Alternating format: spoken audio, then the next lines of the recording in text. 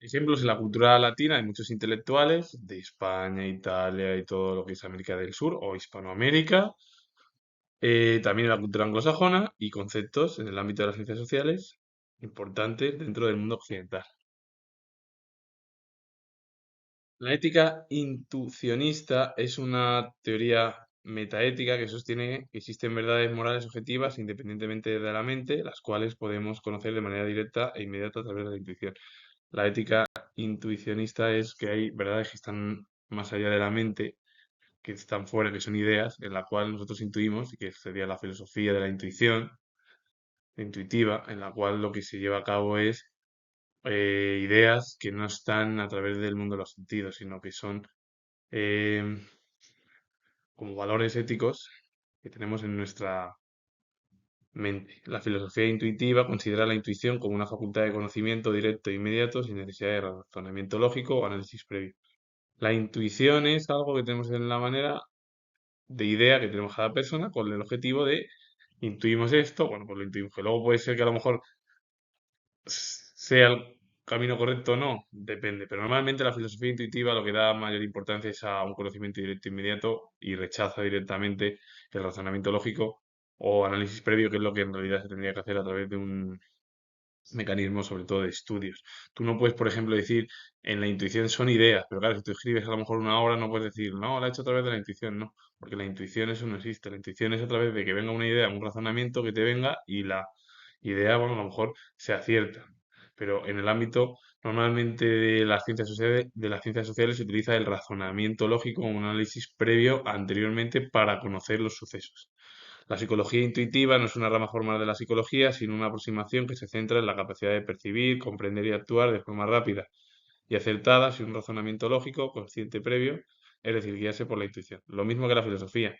La psicología intuitiva en sí ni es una rama de la psicología, no es nada, es en realidad percibir algo que tengamos nosotros, que percibimos, comprendemos, actuamos de una manera más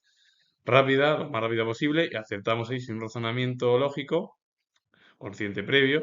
Es decir, que nos guiamos al final como a la intuición. ¿Qué es la filosofía intuitiva? Guiarse por un conocimiento directo e inmediato, es decir, la intuición, y olvidarse de un análisis previo, un razonamiento lógico, que es lo lógico, valga la redundancia, para llevar a cabo investigaciones. La intuición en realidad es una idea que viene, te viene, y a lo mejor puede ser que sea correcta o no. Que es lo que hablaron, por ejemplo, Bergson, Henry Bergson, el filósofo francés, llevó a cabo ese término de la filosofía de la intuición, de que la idea, es decir, una idea que venga a la mente, pues ya con eso se razona.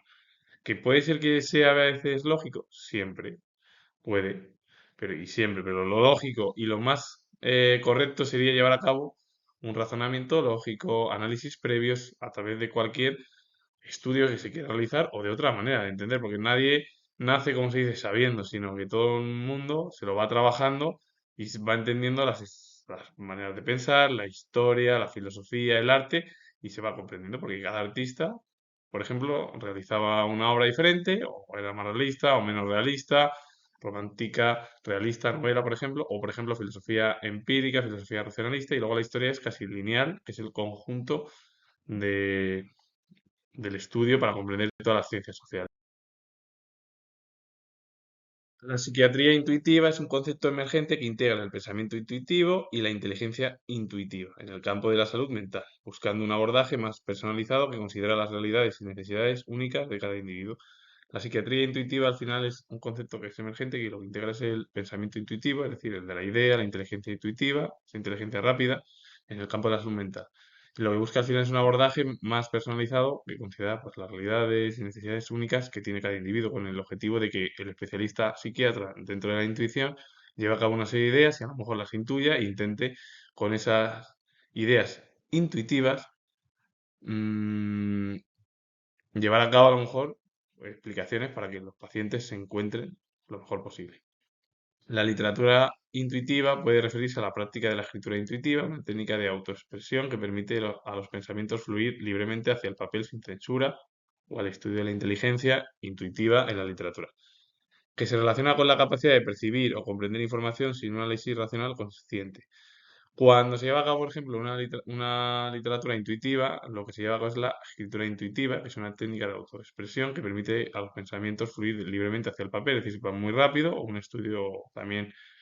un estudio de la inteligencia intuitiva en la literatura, que normalmente no necesita este tipo de obras un análisis racional consciente, que normalmente es lo que necesita la gran mayoría, porque si tú quieres llevar a cabo, escribir una obra, pues lo que necesitas es una serie primero de conceptos, de términos, y que luego puede ser real o inventada, eso ya dependiendo. Normalmente los artistas, pues a veces cogen cosas reales con las cosas que no existen, o a veces abren eh, sus propias ideas con una obra realista, o a lo mejor son obras que son novelas eh, irreales, es decir, que no existen en la realidad, pero bueno, ellos tienen su imaginación y lo escriben con razonamiento. ¿Verdad? Que la literatura intuitiva es casi una idea, te viene una idea, la escribes rápido, es algo lógico, pum, y es rápido de escribir. Entonces, eso al final es casi algo más difícil, pero oye, que puede existir. Normalmente siempre hay un análisis consciente racional por parte de las personas para llevar a cabo esa intuición en la literatura intuitiva, ¿no? Que es lo lógico. La moral intuitiva se refiere a la creencia de que poseemos una captación directa e inmediata de verdades o principios morales sin necesidad de razonamiento o inferencia lógica. La moral es, al final, esa captación directa e inmediata de verdades o principios morales que no necesitan que sean razonados o que no tengan inferencia lógica, es decir, que no necesitan ni razonamiento ni lógica, que si está bien, bien, y si no, pues no hay otro camino. Es decir, que puede ser que sea a lo mejor esa moral intuitiva, de la intuición, esa idea, que sea correcta o no, y ya, porque no necesitas un razonamiento lógico para comprenderlo. La teología intuitiva es un enfoque de estudio religioso que se basa en la intuición, un conocimiento que llega sin razonamiento lógico previo, a menudo conectado con procesos subconscientes o instintivos. Es decir, es un enfoque que se lleva a cabo a través de la religión, que viene de la intuición, que no necesita razonamiento lógico, como pasa con la filosofía intuitiva, la ética, la moral, que todo viene a través de principios morales, éticos, filosóficos, literarios, que se escriben sin razonamiento lógico y que se llevan a cabo a través de esa expresión. ¿Qué pasa? Que esto normalmente la teología intuitiva, a menudo conectado con procesos subconscientes o instintivos, lo que lleva a cabo es que vienen del más allá, que sería de la deidad, de la divinidad, del ser superior. Lo otro, la filosofía, el resto de materias, vienen más del arte eh, y un concepto, pues más o menos claro, que sería como la comprensión de que, por ejemplo, el artista intuitivo lleva a cabo una idea y esa idea la plasma sin razonamiento lógico. Por ejemplo, pasa igual con el intuicionismo ético, que es una corriente filosófica que sostiene que existen verdades morales objetivas e independientes de la mente humana, las cuales podemos conocer de forma directa a través de la intuición, sin necesidad de razonamientos complejos o pruebas empíricas. Claro, el intuicionismo ético, que es una corriente filosófica, hay verdades morales, objetivas normalmente, e independientes de la mente humana, pero que esto se conoce a través de la intuición de la idea y no necesita ni razonar algo ni llevar a cabo, pues eso, razonamientos complejos o pruebas empíricas, sean a través del mundo de los sentidos. El intuicionismo filosófico es una corriente que considera la intuición, que sería la aprehensión directa e inmediata de algo sin recurrir a la razón o los sentidos.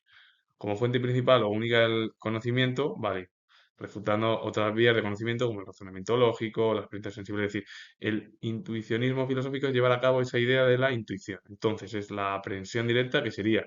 de forma casi inmediata de algo que no necesitas recurrir a la razón ni a los sentidos. La filosofía de la intuición de Bergson es así. Es si tú tienes una idea, la plasmas y esa idea a lo mejor puede ser correcta. ¿Qué pasa? Que el problema es que a lo mejor normalmente todas esas vías siempre en los conceptos tienen un razonamiento lógico, aunque digan que no. Pero bueno, que el intuicionismo filosófico es casi la fuente principal y única de conocimientos que viene a través de la intuición, ya está. Olvidándonos del mundo sensible, del razonamiento lógico, de todo lo que lleva a cabo, pues, la razón y la experiencia empírica. El intuicionismo literario no es un término filosófico consolidado, sino más bien una aplicación de la noción general de la intuición al ámbito de la literatura y la creación artística. En realidad, el intuicionismo literario en sí es una noción general de la intuición al ámbito de la literatura, la creación artística por parte de los artistas. Como por ejemplo sucede también con el intuicionismo psicológico, que se refiere a la capacidad humana de comprender o percibir una idea o verdad de forma instantánea, sin necesidad de razonamiento consciente o lógico, basándose en la experiencia pasada y el procesamiento rápido e inconsciente de la información. Igual es percibir esa capacidad humana por la cual se lleva a cabo esa psique mental, en la cual el propio especialista, con una idea o verdad de forma instantánea, le dice al paciente tienes que llevar a cabo una serie de pautas, yo te digo esta idea y tú la tienes que aplicar. Entonces no necesitas un razonamiento consciente o lógico, es decir, que lleva normalmente los propios filósofos, psicólogos, sociólogos, psiquiatras, del mundo del pensamiento, y se lleva a cabo por una a través de una idea del pasado, que sería la experiencia del pasado, ese procesamiento rápido e inconsciente pues, de la información. Con esa idea, la psicología te lo da, el propio especialista, y esa idea la tienes que aplicar. Como el intuicionismo social, que es una teoría sobre el juicio moral que propone que nuestras posturas morales se forman principalmente a través de las intuiciones rápidas, automáticas y a menudo no verbales y conductuales, más que mediante la reflexión racional. Es decir, es lo mismo, es que el intuicionismo social es una teoría sobre el juicio moral que propone que nuestras posturas morales se forman principalmente a través de intuiciones rápidas automáticas, es decir, que viene automáticamente esa idea, ya viene a la cabeza y se aplica. Y a menudo que no son verbales, conductuales, más que mediante la reflexión racional. Es decir, es obvia la reflexión racional y te quedas con la intuición, con la idea principal y con esa idea, bueno, pues serían normalmente los sentimientos,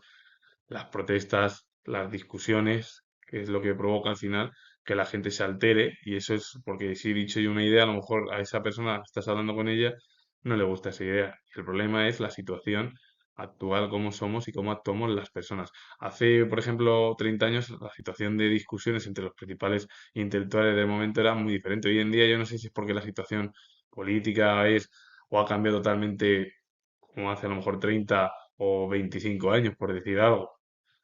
Por ejemplo, me refiero a partir de la década a finales de los 90. Yo no sé,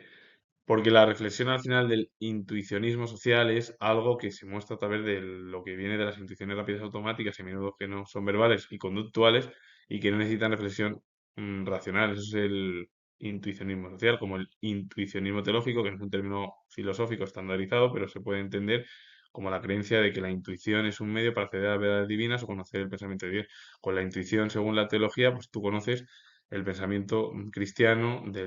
la deidad, del ser superior. El intuicionismo social es conoces tú las estructuras, cómo se comporta cada uno de las personas a través de una idea. El intuicionismo psicológico es entender cómo que cada especialista lleva a cabo una intuición, una idea principal, la aplica y esa idea que aplica el propio psicólogo, que es el especialista, al resto de pacientes la tienen que aplicar. Y el intuicionismo literario es en realidad aplicar las ideas al ámbito artístico dentro del término de la intuición. El intuicionismo antropológico no es un movimiento filosófico establecido, pero puede referirse a la idea de que las instituciones son un componente fundamental de la naturaleza humana y de cómo entendemos el mundo, influyendo en nuestros juicios morales, la práctica científica y la estructura de nuestro pensamiento o la aplicación de las intuiciones como herramienta antropológica para comprender las culturas humanas. En sí no es un campo filosófico el intuicionismo antropológico. Lo que pasa es que se puede referir a la idea de que las propias instituciones son un componente fundamental de la naturaleza humana y de cómo entendemos el mundo. Pues, por ejemplo, cómo esto influye en nuestros valores, que serían los juicios morales, por un lado, que serían los valores nuestros, la práctica científica, la estructura de nuestro pensamiento, la aplicación de las intuiciones como herramientas antropológicas que al final se llevan a cabo en cómo comprendemos al resto de culturas humanas, que no es un campo en sí, porque la antropología en sí sí que sería un campo importante, que es el estudio del el ser humano y de las especies del pasado. Por ejemplo, el intuicionismo moral es una teoría metaética que sostiene que las verdades morales son independientes de la mente humana, que sería el realismo moral. Para el intuicionismo moral, toda la realidad de la teoría metaética, que son las verdades morales, que son lo que sostiene, son independientes de la propia mente humana, que es el realismo moral. Por ejemplo, el intuicionismo económico no es un término establecido como una teoría definida, sino que puede referirse a la influencia de la intuición en la toma de decisiones económicas. Igualmente no es una teoría, sino lo único es que tengas tú una intuición en tu mente y digas, ah, pues invierto o no invierto en la economía, por ejemplo. Y la economía conductual, esta rama estudia como los sesgos y las heurísticas, incluyendo las instituciones rápidas y a veces erróneas, afectan a las decisiones económicas de las personas. Dependiendo de lo que te hable de la economía conductual, que es una rama que estudia los sesgos y las heurísticas, lo que incluye al final son instituciones rápidas y a veces erróneas que pueden afectar a las decisiones de que tomemos las propias personas en el ámbito económico, porque a lo mejor invirtamos en algo y lo perdamos todo, o lo incorporemos en un banco y a lo mejor se pueda perder porque haya crisis económicas, pero eso no quiere decir que pierdas todo el dinero. Pero si tú inviertes a lo mejor en un porcentaje que te pida el banco, en una manera, pues oye, se va perdiendo. O si estás en una manera de aplicaciones actuales, que hoy en día se utilizan mucho, pueden llevar a cabo a que haya pérdidas, como por ejemplo ahora está surgiendo la guerra de Ucrania, la invasión que hizo Rusia hace 3 años, lo del conflicto de Oriente Medio que se van a cumplir dentro de un mes, más o menos, el día 7 de octubre, 2 años de ese conflicto. Y algunas otras causas que pueden provocar luego, por ejemplo, lo que está haciendo Estados Unidos con los aranceles, con el resto de países europeos, el mundo occidental, que es menor más, con Rusia, con China y con otras ligas fuera de Europa, en el ámbito económico, que lo que intentan llevar a cabo es sus propios componentes económicos. Y eso puede llevar a cabo a que haya movimientos en el ámbito económico y que a lo mejor la economía vaya fluyendo pues para abajo, para arriba, dependiendo de las circunstancias del momento. Más ejemplos en la cultura anglosajona, pues en Gran Bretaña, Estados Unidos también. Y por ejemplo, William Davenant fue poeta y dramaturgo británico cuyas obras fueron características de la Restauración inglesa. Un hombre que dejó huella en la edad moderna británica y en la Restauración inglesa, pues del siglo XVII. William David Ross fue filósofo escocés, conocido por su trabajo en la ética. Su trabajo más conocido fue de Right and the Good y quizás fue más conocido por desarrollar la sociedad pluralista, deontológica de la ética intuicionista, en respuesta al utilitarismo de George Edward Moore. Igualmente fue uno de los principales filósofos que se centró más en la sociedad pluralista, deontológica, también de la ética de la intuición, que es lo que respondió al utilitarismo, por ejemplo, de otro filósofo también anglosajón, como fue George Edward Moore. Harold Arthur Pritchard fue filósofo británico, fue erudito de Clifton College, donde ganó una beca para New College y con ello era para estudiar matemáticas. Los tres dejaron huella, sobre todo los dos últimos, en el ámbito del pensamiento filosófico anglosajón. El primero en el ámbito de la literatura anglosajona. Daniel Kahneman fue psicólogo israelí estadounidense, conocido por su trabajo de psicología del juicio. Estudia la capacidad, la psicología del juicio cognitiva humana para formarse opiniones y tomar decisiones. Eso sería la psicología del juicio. Estudiar al final la capacidad cognitiva, que es la que estudia, ¿no? La capacidad cognitiva, que serían las ideas nuestras que tenemos en nuestro pensamiento, para ahí el propio especialista se forma una serie de opiniones, toma decisiones con el objetivo de llevar a cabo una serie de herramientas. Y luego la toma de decisiones, así como sobre la economía del comportamiento. Sus hallazgos empíricos desafiaron el supuesto de la racionalidad humana que prevalecieron en la teoría económica moderna. Todos los hallazgos que realizó fueron además los que desafiaron todos los hallazgos empíricos el supuesto de la racionalidad humana. Cuidadito, porque eso sí que es importante para entender. Algo empírico que se lleva a cabo a través del mundo de los sentidos, todo lo que se comprende, y luego a partir de ahí desafías toda la mente casi humana, que sería el supuesto de la racionalidad humana, que es la razón humana, que es lo que prevalecieron en la teoría económica moderna. Y una de las obras importantes de él es Pensar rápido, pensar despacio. Un hombre que dejó huella en la psicología del juicio, en la toma de decisiones, sobre todo de que la psicología del juicio lo que estudia es la capacidad cognitiva de cada persona para formarse una serie de opiniones y tomar decisiones con el objetivo de entender a esa persona por parte del propio especialista. Manuel Chávez Nogales fue escritor y periodista español. Como periodista colaboró con numerosos diarios y dirigió también varias cabeceras. Destacó asimismo como autor de diversos libros de carácter biográfico y sobre todo crónicas y reportajes viajeros, todo ello. Y una de las obras es A Sangre y Fuego, Héroes, Bestias y Mártires de España de 1967. Un hombre que fue importantísimo, que dejó huella bueno, en la información, en el ámbito periodístico y también en el ámbito literario. Una figura que está totalmente olvidada en España, que no gustó ni al ámbito de la derecha, ni al ámbito de la izquierda, ni a ningún ámbito, y que desgraciadamente murió en el olvido, como siempre pasa con todos los intelectuales en España, porque en otros sitios de Europa se cuida más, pero aquí no los cuidamos tanto la cultura, y desgraciadamente un hombre que le pilló la Guerra Civil Española. Se tuvo que marchar del país y bueno, se dejó huella pues tanto en el ámbito de la información como periodista y sobre todo también en la cultura como escritor. Giorgio Armani fue diseñador de moda, director creativo, director ejecutivo y empresario y también filántropo italiano. Un hombre que dejó huella en el ámbito de lo que es la ropa conocida, o de Armani, que es patrocinador de algún equipo también italiano de baloncesto y que fue pues muy importante en el ámbito de la moda italiana. Cultura en Hispanoamérica. José Chávez Morado fue artista plástico mexicano de corriente nacionalista, exponente de la tercera generación de la denominada Escuela Mexicana de Pintura, junto a otros autores o artistas como fueron Juan O'Gorman, Raúl Anguiano y Alfredo Zalce.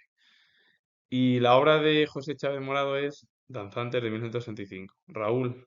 Anguiano fue pintor, muralista y grabador mexicano. Su legado artístico se preserva en el Museo de Arte Raúl Anguiano, que bueno, pues tiene su nombre, que se inauguró en el año 2003 en su honor. Alfredo Zalce fue artista plástico mexicano, una de las figuras líderes del arte moderno mexicano. Sus temas más recurridos fueron los paisajes, mercados rurales, mujeres indígenas y animales de la región. Y una de las obras es Dos niñas de 1962. Como los anteriores artistas que he hablado de la anterior diapositiva, dejaron huella al final en la cultura, el arte de su país, que fue México. Y el muralismo mexicano fue un movimiento artístico iniciado en México a principios del siglo XX, creado por un grupo de pintores e intelectuales mexicanos después de la Revolución Mexicana, reforzado por la Gran Depresión y también la Primera Guerra Mundial, que fue, bueno, conflicto que estalló junto a la Segunda Guerra Mundial, de los conflictos mundiales más sangrientos y horribles de la historia de la humanidad más reciente. Hoy en día ya, incluso desde la Guerra Fría, siguen existiendo conflictos y actualmente hay dos, uno en Oriente Medio, con el grupo de Hamas e Israel, la zona de la Franja de Gaza, que sigue muriendo gente inocente, niños, mujeres, y luego también está la invasión de Rusia sobre Ucrania, que se produjo en febrero de 2022 y que continúa. Y que la situación hoy en día es muy compleja para el mundo.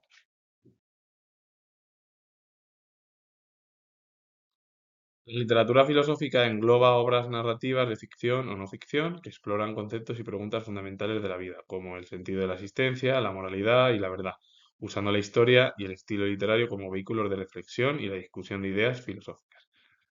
Incluye subgéneros como la novela de ideas, la ciencia ficción o la utopía distopía y se caracteriza por poner la trama en segundo plano para dar prioridad a la profundización en el pensamiento y el desarrollo de una capacidad crítica en el lector.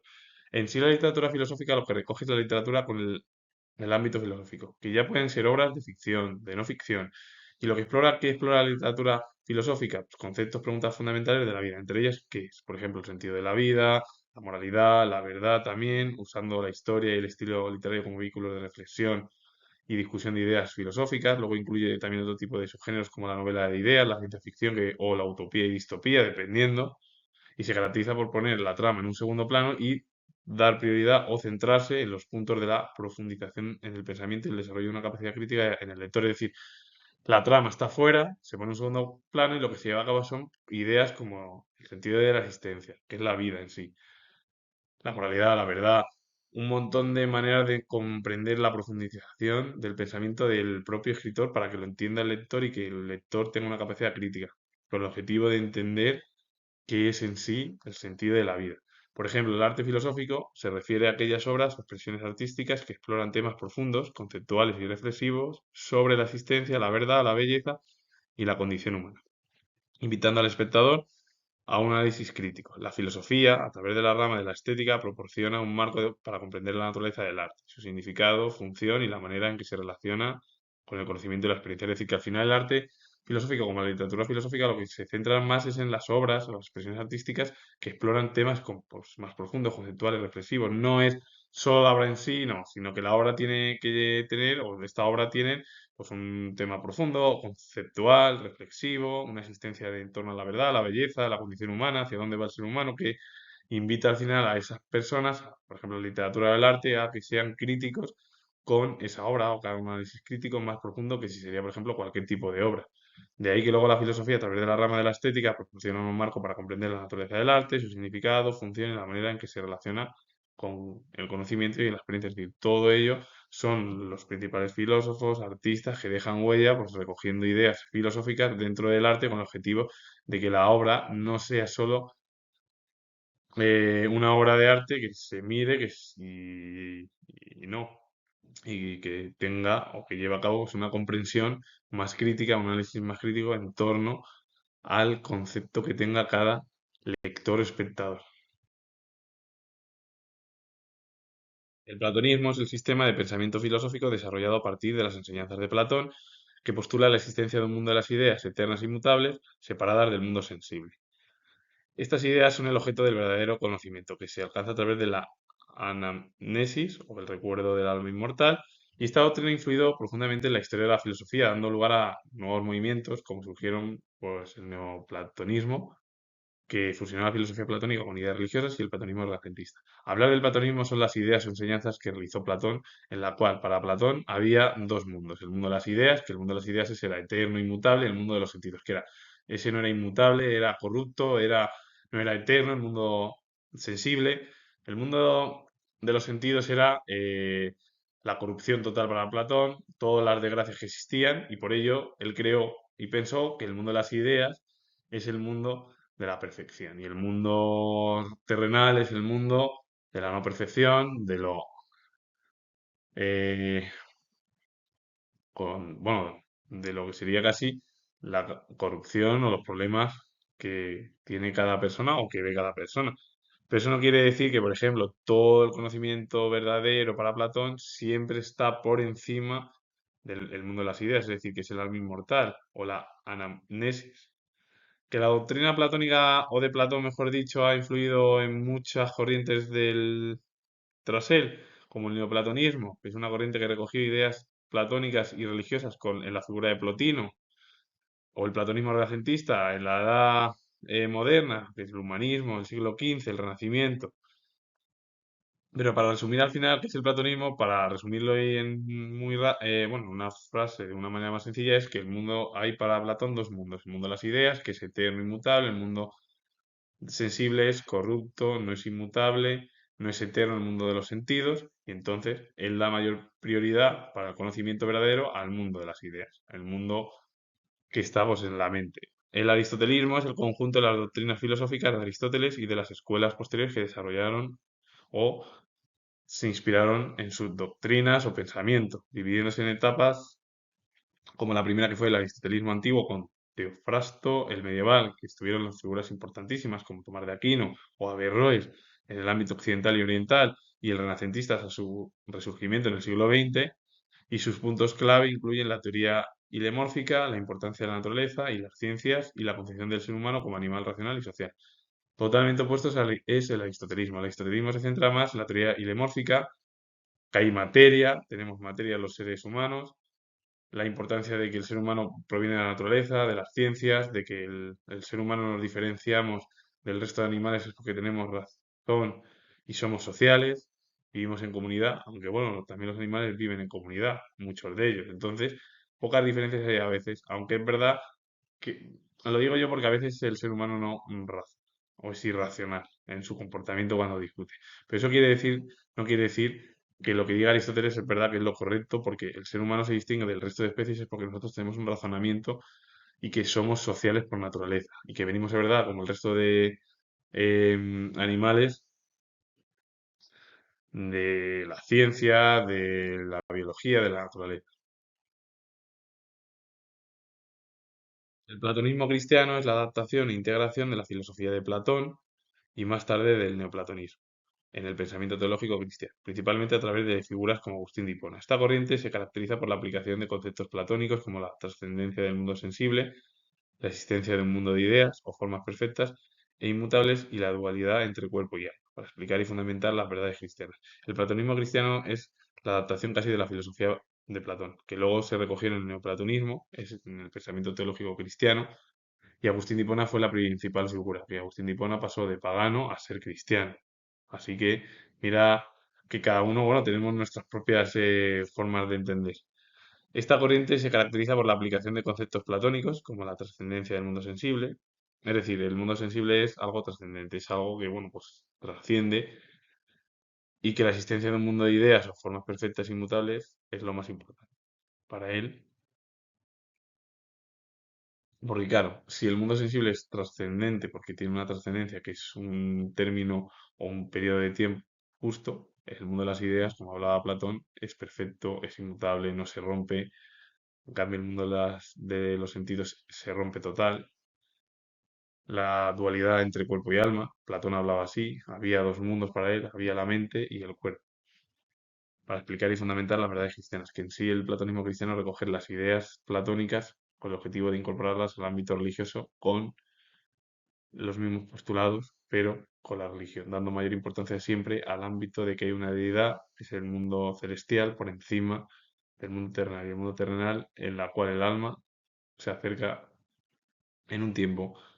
al ser superior. El aristotelismo cristiano es la corriente de pensamiento impulsada por pensadores como Tomás de Aquino y Alberto Magno, que buscó integrar la filosofía de Aristóteles con la doctrina cristiana. Esta corriente surgió en la Edad Media tras la prohibición de la física y metafísica aristotélicas, intentando armonizar la razón y la fe para desarrollar una teología que dialogara con la filosofía. El aristotelismo cristiano, Tomás de Aquino, Alberto Magno, las principales figuras o precursores de este pensamiento o de esta corriente filosófica o teológica, y surgió en el periodo medieval porque se prohibieron en la Edad Media la física, la metafísica de Aristóteles, y lo que intentaron llevar a cabo el pensamiento aristotélico cristiano es la armonización entre la razón, la fe, para desarrollar una teología que dialogara con la filosofía, es decir, es casi armonizar lo que sería lo razonable con el ámbito cristiano para entender, por ejemplo, qué sería, por ejemplo, para entender lo que es la teología en sí, Tomás de Aquino lo que habla es que para entender a Dios primero tengo que razonar. Agustín de Hipona hablaba de que Dios era el principal, por eso es el cristianismo más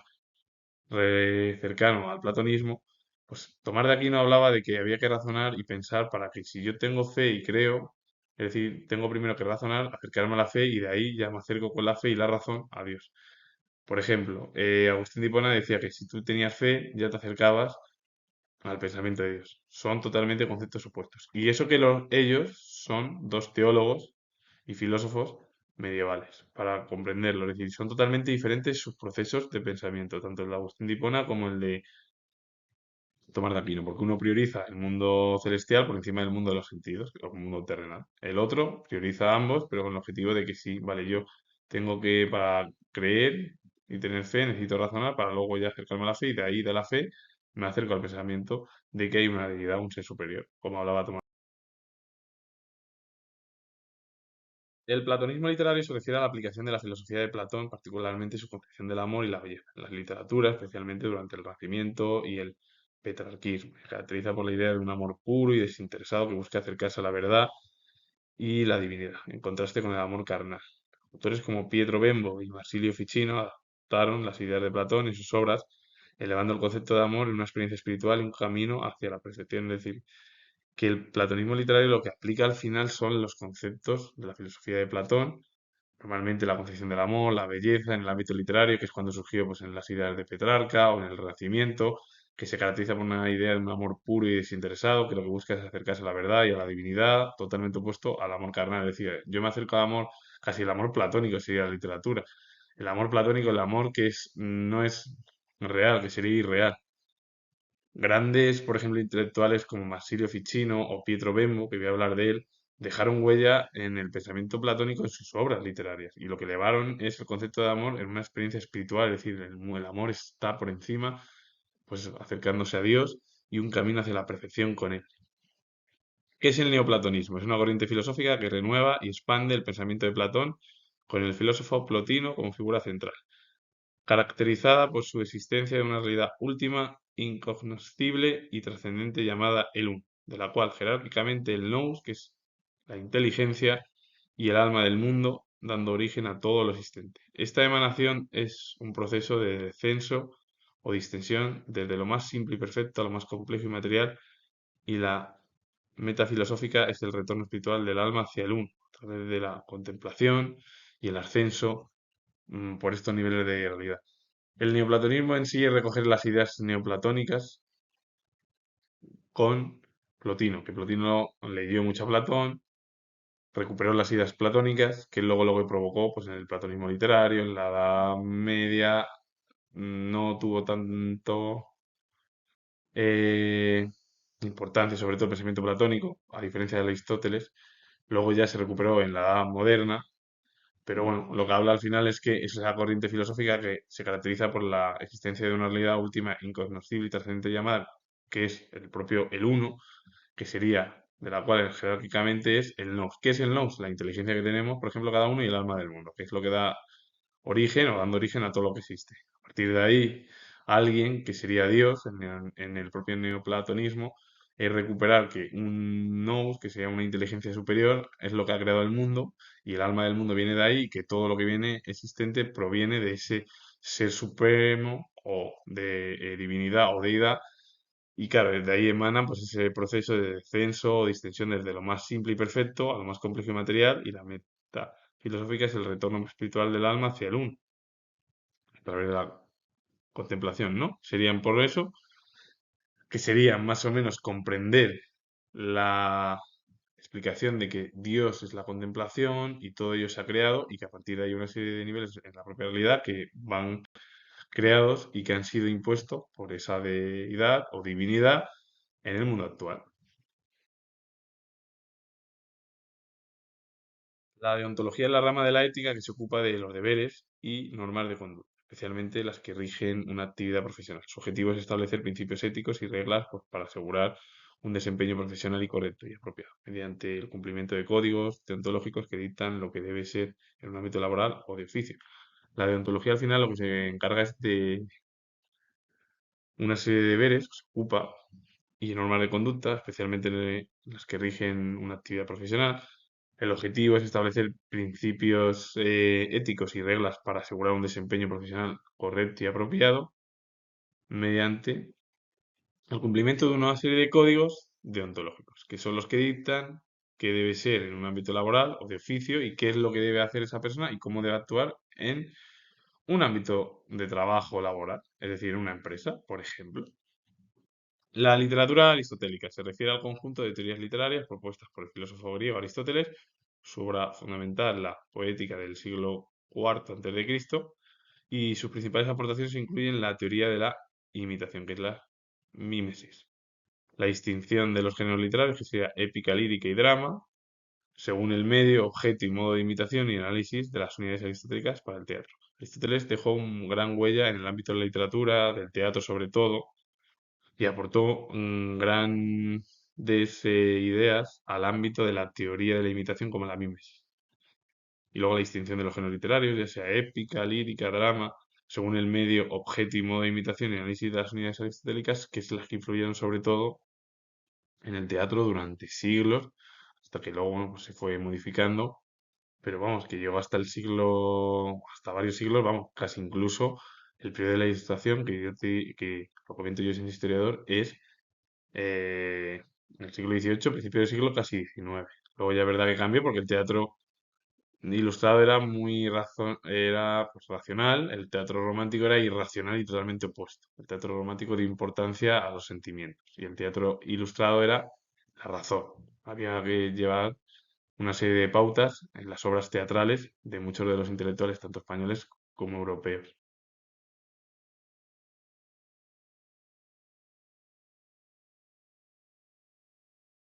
Pietro Bembo fue humanista, escritor, poeta, filólogo erudito, traductor y cardenal italiano. La obra es de Aenna. Dejó huella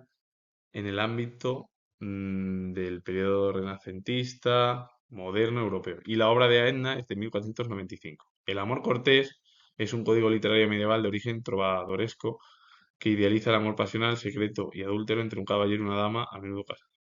Y bueno, pues el amor cortés ya es un código literario medieval de origen trovador. Doresco, que al final lo que idealiza es el amor pasional secreto y adúltero entre un caballero, una dama, que normalmente la dama siempre está casada, y son sobre todo pues, casi las relaciones extrapersonales, que serían pues, lo que sucede hoy en día, que se llaman de otra manera, pero que no lo voy a decir ese concepto, que seguramente muchos lo entiendan. Y el amor platónico se refiere al afecto profundo y no sexual hacia la otra persona, centrado en la admiración de sus cualidades espirituales e intelectuales, en lugar de su físico o los placeres carnales.